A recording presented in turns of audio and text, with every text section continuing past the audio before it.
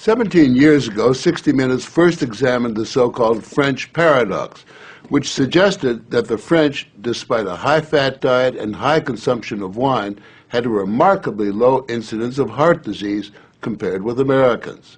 Most researchers agreed that there was something in the wine that offered protection.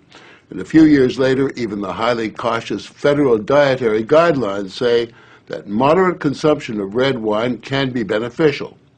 Now, scientists across the country have identified a substance in red wine called Resveratrol that they believe might do more than just protect the heart, but could, in very high concentrations, significantly extend life by preventing a number of age-related illnesses.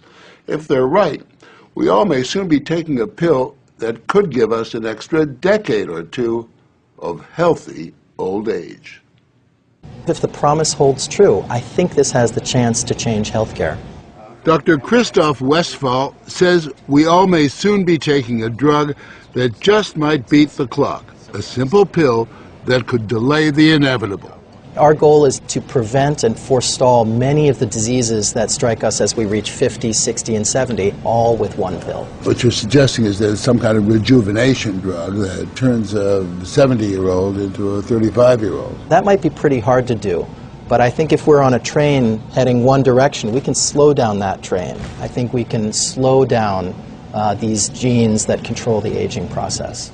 That quest to put death on hold began in 2003 when Westphal met David Sinclair, a biochemist at Harvard, who was studying the genetic components of aging. 5 years ago, I met David, and he had shown that you could extend lifespan in yeast. That's pretty exciting. Now, if you happen to be a yeast, it's very exciting. Yeasts are one thing, human beings are more complicated. So Sinclair focused on a gene present in almost all life forms, the sirtuin gene. It's normally inactive, but when it is active, Sinclair believes it triggers a survival mechanism that extends life. Convinced that something in nature could activate that gene, Sinclair randomly tested thousands of compounds. And bingo, he got a hit, Resveratrol. When I Googled this Resveratrol, I was shocked to find that red wine was the top hit. Red wine is brimming with Resveratrol. It's found in high concentration in the skin of the grape and seems to play a role in protecting it from invading bacteria and fungi. Were you aware of the research into red wine that it offered certain health benefits? Oh, sure. I mean, that's why I almost fell off my chair when the link was made, and I thought that this was a potential explanation for the benefits of red wine. Convinced they were on the verge of a major scientific breakthrough, Sinclair and Westphal launched Certris, a Cambridge, Massachusetts research company. They, along with a handful of other cutting-edge biotech companies, are developing resveratrol-based drugs that they believe zero in on the longevity gene. The important news here is not that we found something in red wine. The important thing is that we passed a milestone where we can now make drugs based on this knowledge and potentially slow down aging itself.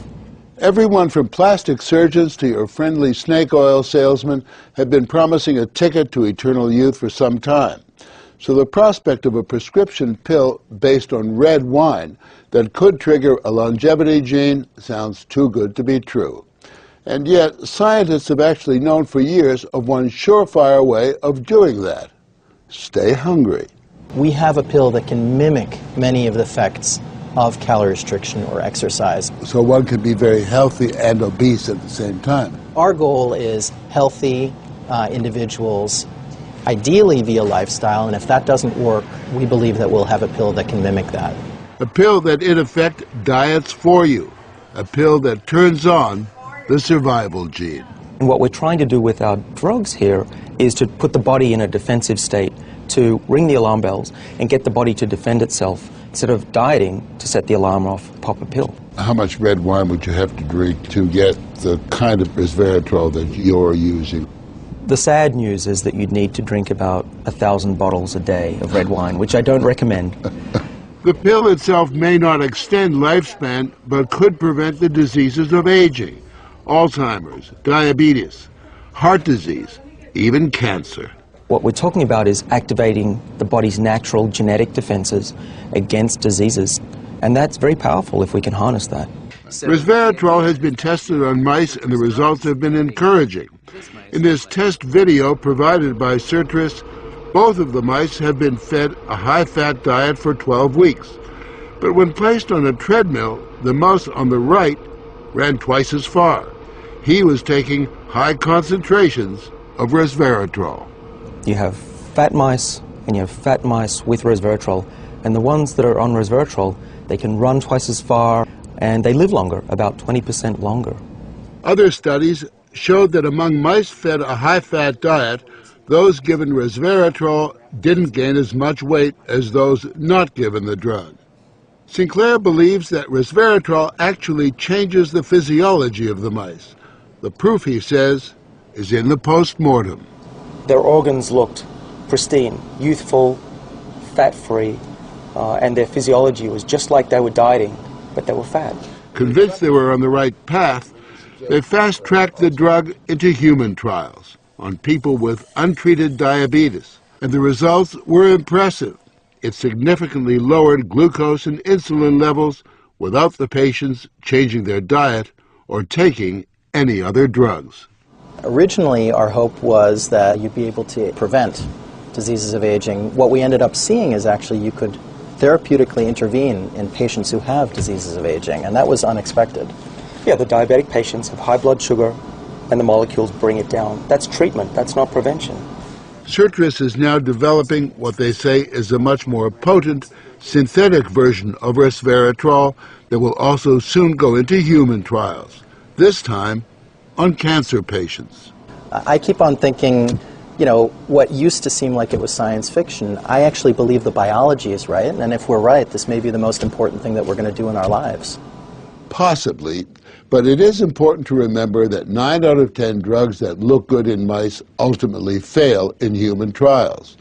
Still, the speed and results generated by Sertris and the resveratrol drugs are unusual, and Sinclair believes these drugs will not only keep people living longer, but will keep them healthy longer. What we're talking about is potentially making a 90-year-old as healthy as a 60-year-old. A 90-year-old can play tennis and see their great-grandkids graduate from college. People will live active, healthy lives and then die quietly in their sleep, and that's really the aim here with these medicines. Are we on the edge of maintaining active lives into our hundreds, for example? Well, we've certainly passed a corner in terms of the science, and someone's going to achieve it. And if it's not us, it's going to be someone else. I would say 5 years, to be conservative, that this will happen within our lifetimes. I'm fairly certain about that. One measure of the potential of this research, Dr. Sinclair and Dr. Westfall's little startup company was recently bought by the pharmaceutical giant GlaxoSmithKline for almost $750 million.